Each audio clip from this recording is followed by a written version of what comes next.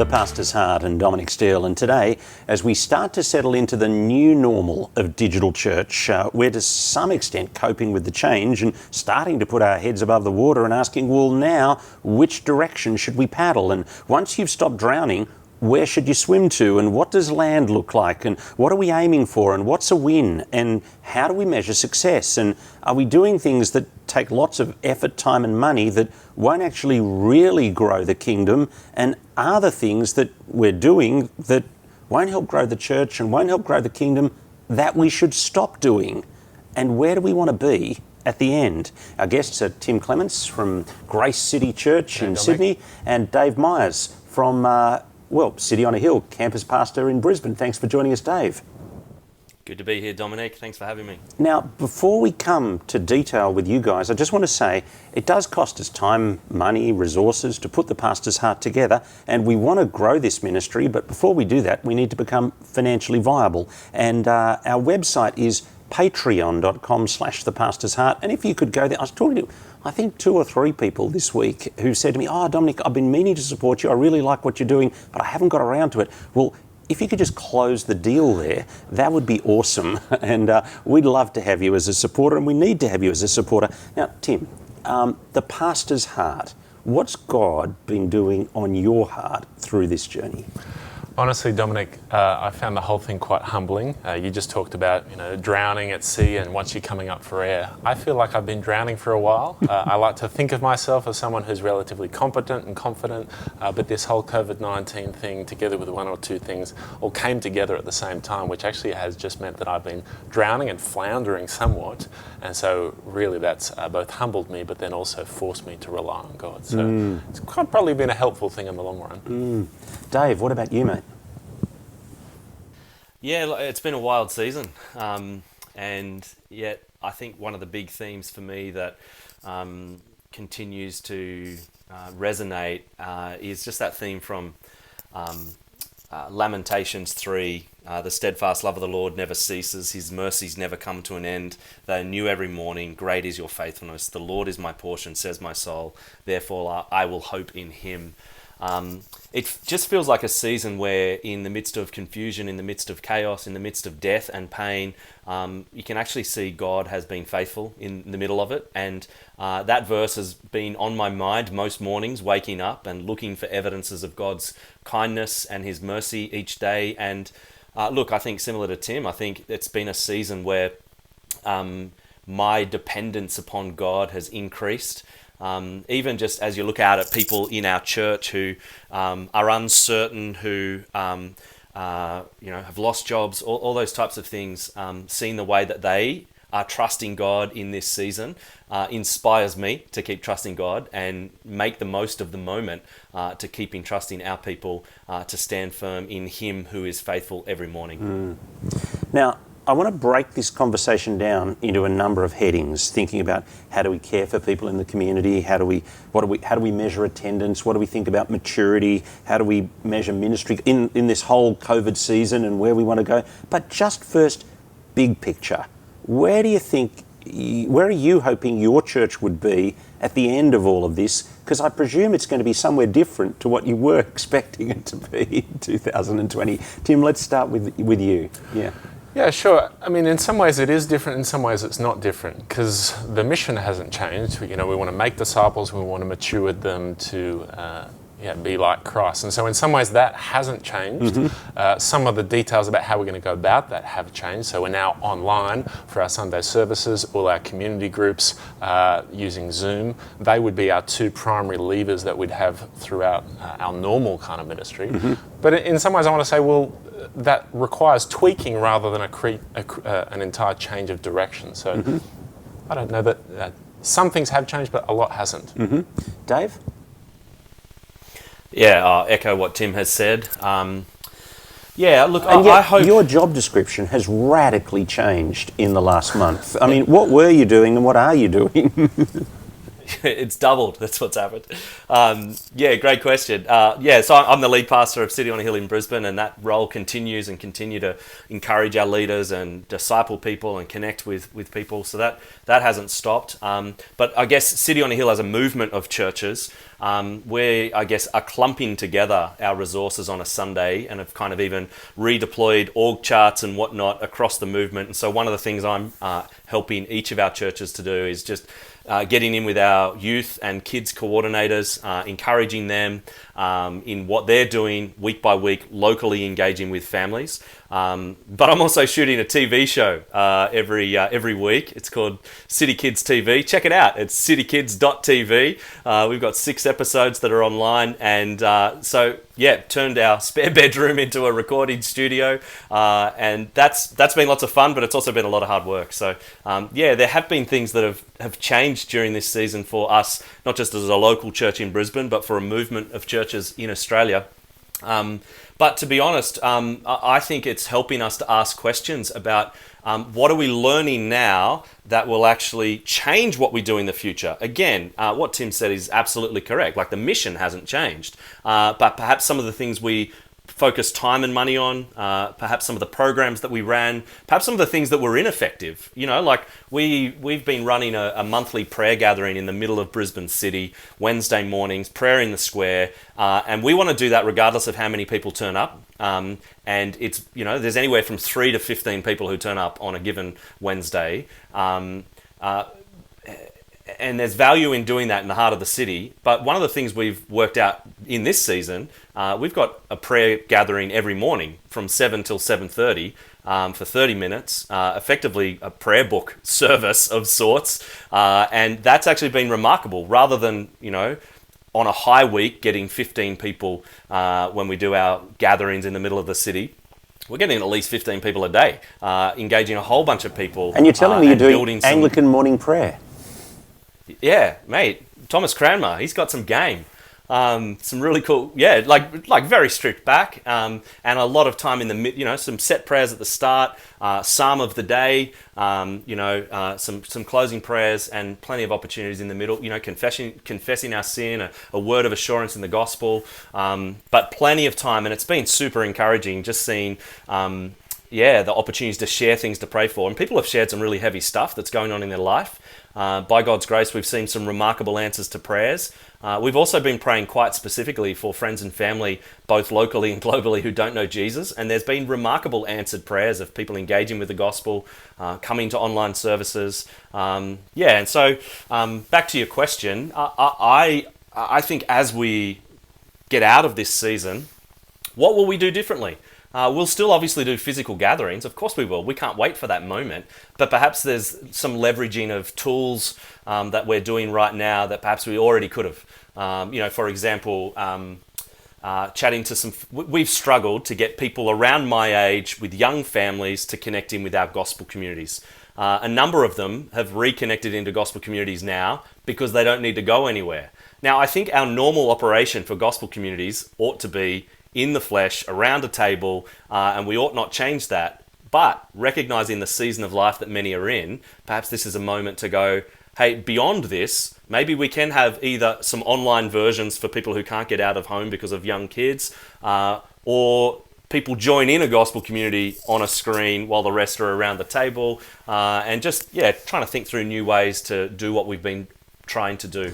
You're a pastor with little kids. Yeah. What have you been thinking about that? So at the moment we pre-record our services, so we normally have a 9 o'clock and 11 o'clock service. So in my household, we've got a 3-month-old and a 2 years old and 3 months. And so at 9 a.m. I look after the kids while my wife engages with the service, and then we swap it around. And so at 11 a.m. she looks after the kids and I engage with the service. We're thinking, at best we're probably getting 50% of the attention of our families with young kids, which is actually the under 5-year-olds. Correct. A large proportion of our church. And so just this week we're actually starting to toy with the option of, because it's all pre-recorded for us, which is obviously not the case with many, would it be worth, say, screening at 8 p.m. so that, hey, our parents can then engage together once the kids have gone to bed, and they can together engage properly. And, you know, for us, that would probably just be a season during this COVID thing, but it's a way that we're starting to think creatively around how do we love and care for our parents, who I think are doing it really tough right now. You had thoughts on that, Dave? Yeah, look, so for our online services, we've got 9, 11, 6, and early on made the call to add the 8 p.m. And that was one of the reasons was life's chaotic. Sundays are perhaps more chaotic for families at the moment. And so, it's our least attended service on the Sunday. But again, we're just experimenting to try to work out how do we engage different people at different times. You just talked about least attended service. How do you measure attendance, and how do you measure an individual person's engagement in church? Tim, you're a wizard at this. I'm sure you've been interested in this Thanks for setting me up for failure there. Yeah. I think in general you measure things for a variety of different reasons. So I'll come to the specifics of attendance in a moment. But I think you measure things to understand them, to assess them, and then to improve them. So first of all, you go, all right, I just need to understand what's happening. So in our context, okay, how many people are engaging with our church through the church online platform? That will tell me number of devices, average number of devices when they tune in, when the peak seasons. How many people are engaging through Facebook? Okay, I want to look at that, and okay, that's somewhat depressing in terms of how long they're actually engaged. 21 seconds. Exactly. And then likewise for us, YouTube, how many people are engaged that way? So I want to understand it, but then I can assess it and go, okay, is this healthy? Is this unhealthy? And then we can seek to improve it. So that's just measuring things in general. For us specifically, though, the two things that we are measuring are connection cards and really devices. Now, we're aware that that doesn't quite capture everything, and it's more of an art than a science. But for our context at the moment, with the Sundays, it's connection cards. So we ask everyone in the service, we'd love you to fill out a connection card. These are more important than ever. Can you do that? Because that just helps us to know who is specifically engaging. And then we kind of compare that with the devices in particular, who are engaging for the bulk of the service. Now, Dave, attendance online, those figures are pretty rubbery though. Yeah, totally. I don't know. We've tripled if you go via our online attendance, and like Tim, we're I guess tracking the significant periods that have been watched. So not just the tapping in for 5 seconds, for 20 seconds. There's plenty of those, and then kind of times in it by 1.5, I think, is the maths we're doing for a rough estimate of how many people we're actually engaging with.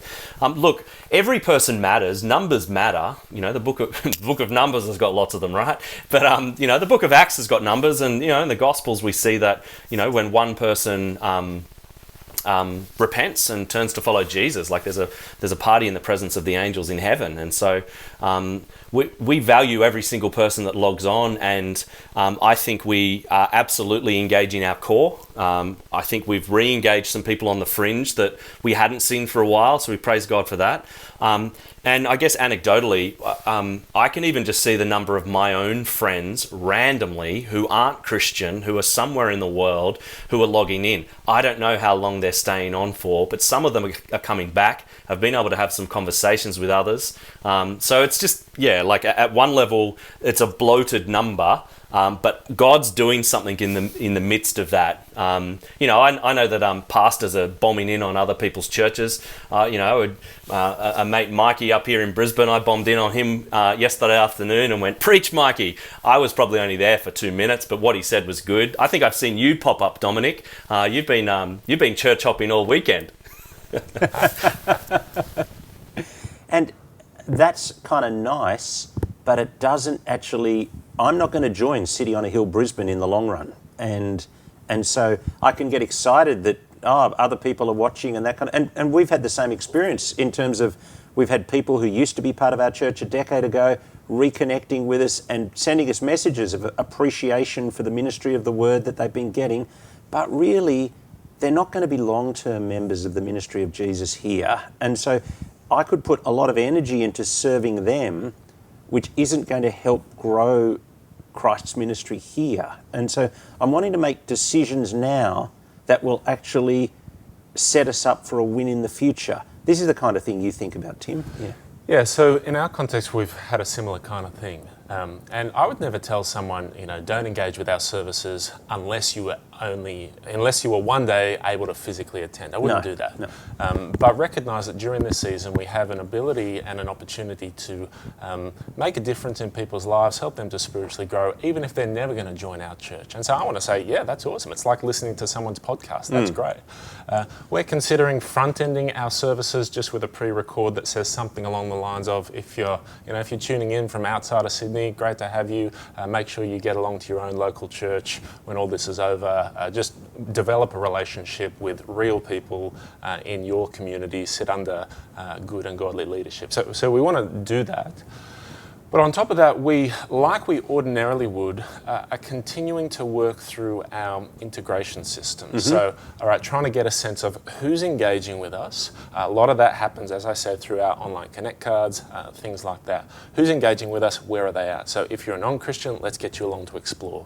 If you're a Christian and you actually have a possibility of sort of engaging with our church more and more into the future, let's get you along to our On Board, which is our membership class, and then let's get you funneled into our community groups, our small midweek groups, because in this season, that's where a lot of the heavy lifting of caring for one another, pastoral conversations, getting deep in the Word together as a community is really going to happen. And that's where we actually know most clearly who we're engaging with and who we're caring for. So what do you do?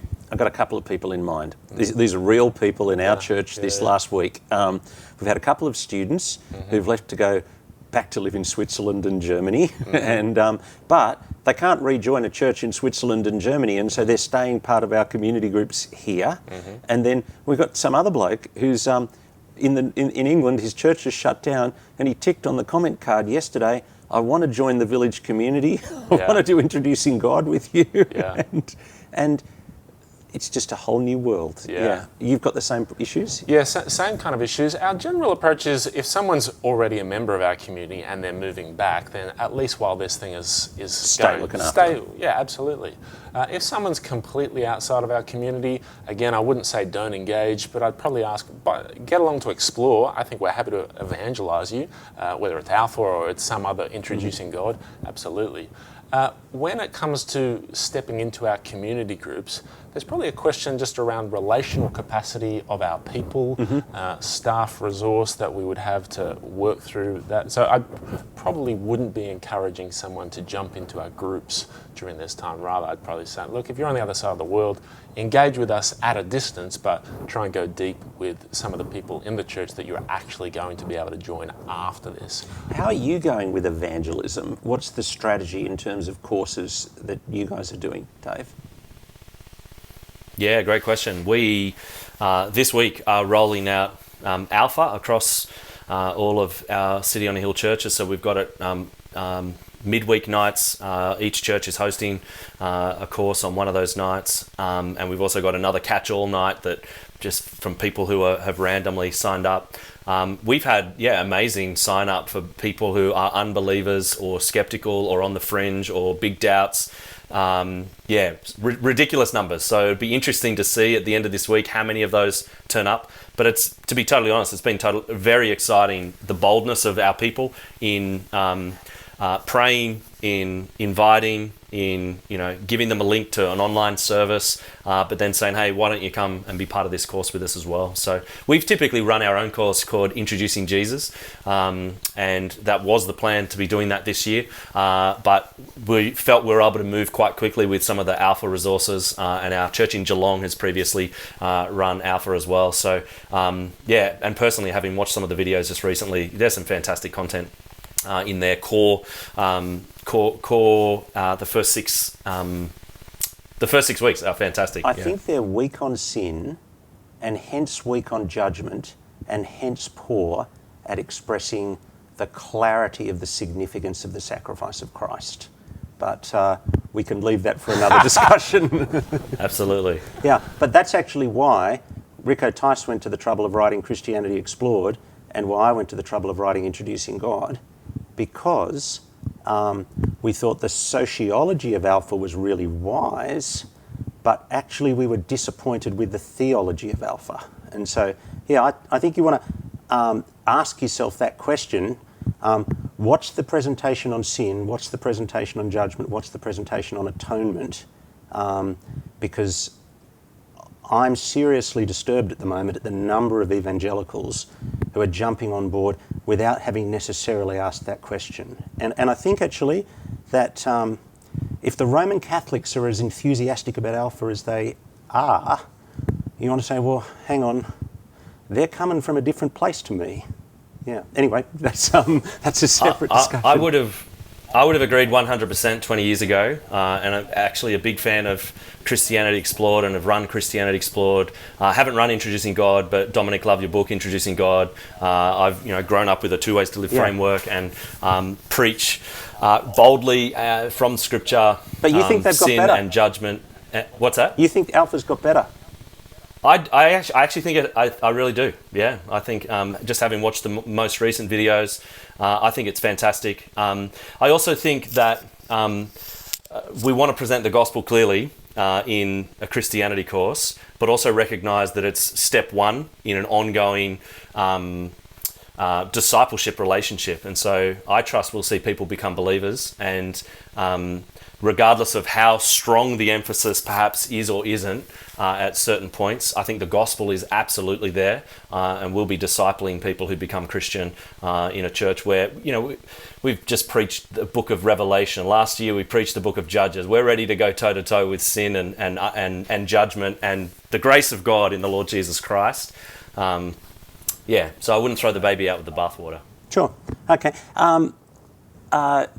So you're running your membership course, Tim, Yep. and how's that worked out online?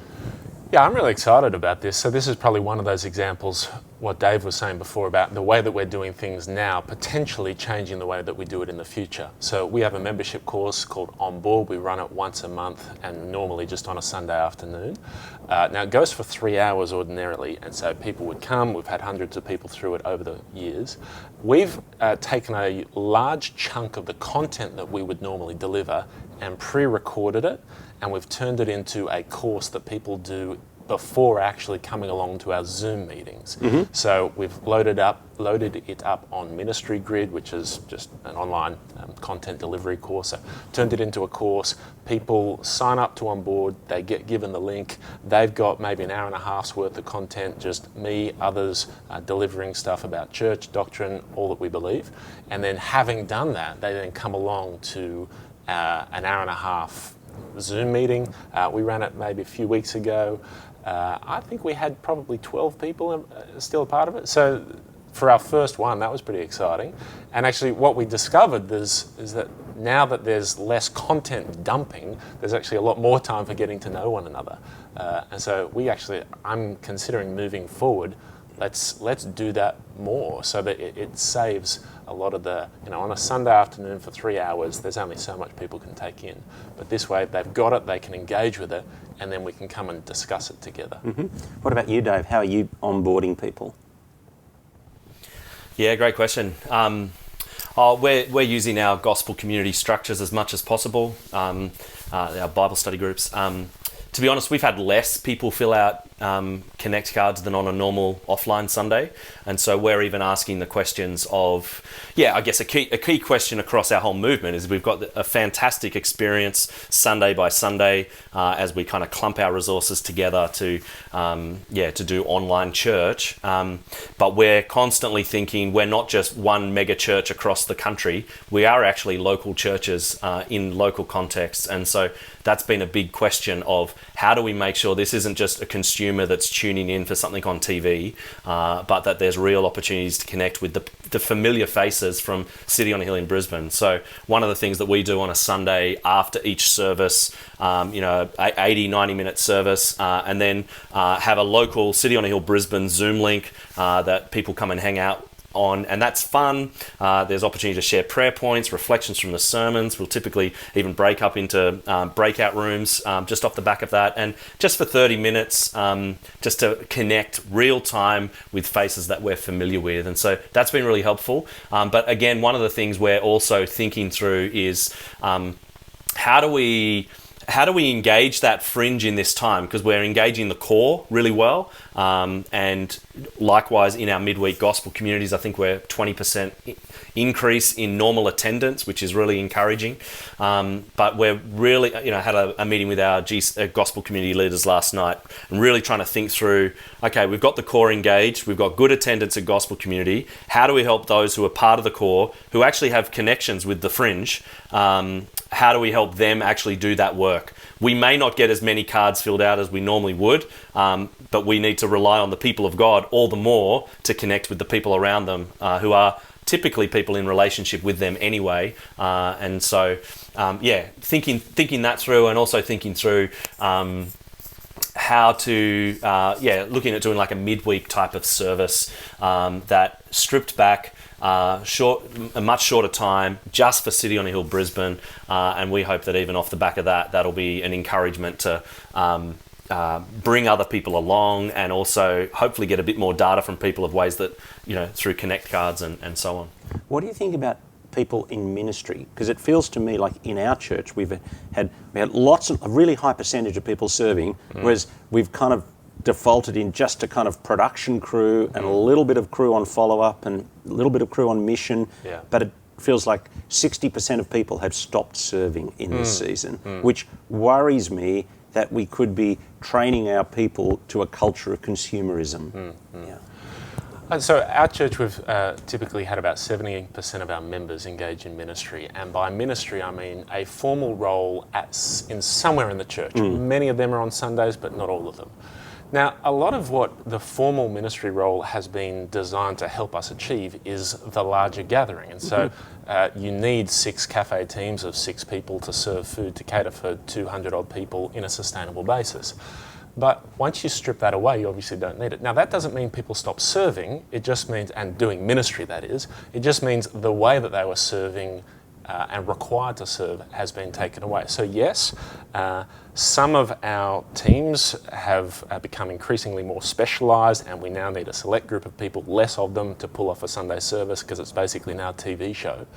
But a lot of our people, I want to be encouraging them. It's not that you've stopped serving, it's just that the way that you've stopped serving it's less formal, and now it's far more informal, organic. So focus on, the hours that you used to spend volunteering on Sundays, serving on Sundays. Spend that time calling people in your group or seeing what you can do for others. So it's still serving, it's still ministry, it's just not quite in the same formal capacity that it once was. So I'm not too concerned about it, personally. What about care and actually people who are in trouble in the church community, lost a job, that kind of thing? How are you tracking that, Dave? What's going on there? Yeah, great question. Look, we've got care forms available, so people can let us know, if they need help or if they can offer help. Again, I don't think we've had that many people take up, fill in those forms and so on. And I think it's actually because a lot of it's happening. Care is actually happening within groups. One group I know of had someone who, had lost their work, and the group passed around the hat, and $1,000, like kind of just like that, was provided. That was just excellent for just the essentials, all those types of things. And so I feel like we know when we hear, we reach out, but I think a lot of that is happening organically, and that's really encouraging. We want to make sure that we have good enough systems in place that I guess particularly our gospel community leaders don't feel like they have to carry the burden of everything. And likewise, there might be ways in which people in their group have big needs. And so we want to make sure we know about those, obviously for prayer, but to be able to support them in whatever way we can as well. Yeah. I think that's a helpful comment there, just to understand things more generally. I think you made comments, we've got some good systems and structures. I think the role of church leadership is not necessarily to do all the caring ourselves, but to make sure we've got the systems and structures set up to facilitate care, or to remove any systems and structures that are inhibiting actually people being cared for. So in our context, we already had the community group structure set up. A lot of our care happens naturally in there, so we're going to keep encouraging that. What we didn't have was some kind of emergency relief fund. So people who are in dire straits, can they call? And so a lot of, historically, people have, it's just happened organically, so it's the pass around the hat thing. But we knew if we exclusively relied on that, it was going to fall through the cracks. So what we've done in our context is develop some of that, Acts 6 model. Let's actually have a fund that people can apply for, that we can provide them help with. And so that's the key structure that we've introduced, but a lot of the other stuff is just happening organically amongst our people. What have you thought about in terms of the church finances? Yeah, how are you thinking and navigating that space? I mean... Show us your soft underbelly, Tim. In some ways, it's a little too early to know, I think, for us. I think giving probably is delayed. So what we have seen is that some people have lost jobs. A lot of people have been reduced in their time. But our giving track from January, February, March, it was kind of all on record. So, April, on budget, I should say. So it'll be interesting to see how April plays out. I get those reports, a week or two after April finishes. So it's a little too early for me to know. What we were planning on doing was hiring a new staff person this year. So almost we had a certain amount of money set aside, which means that if our income drops, we're a little better You've placed. got a cushion. Exactly. So. Yeah. Dave? Yeah, likewise, January, February, March, more or less on budget, and waiting for April to come through. But look, we rent public venues that we are unable to rent at the moment for our Sunday services and so on. So, we've got some, and we're in the middle of a city, so they're fairly significant expenses. So we've got a good decrease in our spending, which is good. Again, I'm sure we will see a drop. But I think it's also a time recognizing there are people who have stability in their jobs, who also their expenses are actually down as well. And so we want to be able to call people that, we want people who are unable to give in the same way that they were to know that that's okay, but also invite others that this could be a season of increasing your giving for the sake of the body, that we can continue in this mission. And I guess that's the big thing we want to hold before people, is we're still just as committed to the mission. And so we want to encourage generosity, sacrificial giving, cheerfulness in that giving, to continue knowing Jesus and making him known. What good things are going to come out of COVID-19 for your church, Tim? I expect a lot of things. Already we're seeing, there's the odd stories that we've already talked about, where a bunch of people, you can now take church to them rather than them having to come to church. So there's a number of stories that I've already heard of people engaging with church that just never in a million years would have stepped foot in our building. So that would be one thing. Second thing I think would be just culture change. We're almost forced to rely on the people to do a lot of the caring for people, just because you can't step in when you're not allowed to meet people like we are presently. And so I'm hoping that there is some of the culture change that happens now as we seek to encourage people to look after one another, do good for one another, call each other, pray for each other, that really placing in many ways the burden of responsibility on our groups to be healthy and committed communities. It was already there, but sometimes it's more in theory than in practice. And so our hope is that as we're forced to rely on the group, that we come out the other side and we have stronger community groups and a culture of caring for one another that maybe was there in theory but was a little weaker in practice before this happened. And Dave, for not just City on a Hill, but City on a Hill Brisbane particularly, how are you hoping you'll come out of this? What good things will happen out of this?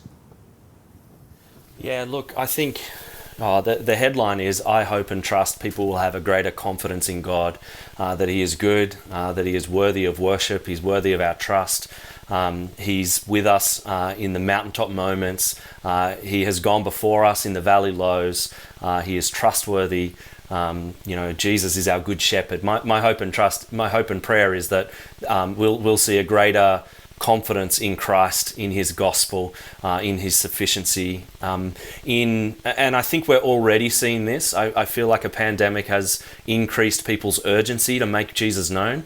I hope and pray that off the back of this moment, won't let up, that we will continue to lift up the name of Jesus. And look, I think for the last 12 months or so at City on a Hill Brisbane, we've become much more of a praying church. An increased prayer culture has been evident, whether that's through just the prayer that happens within our Sunday services, our quarterly prayer gatherings, our monthly prayer gatherings. I think we've had a really good trajectory in that space for the last 12 months. I feel like that's exponentially grown in the last month.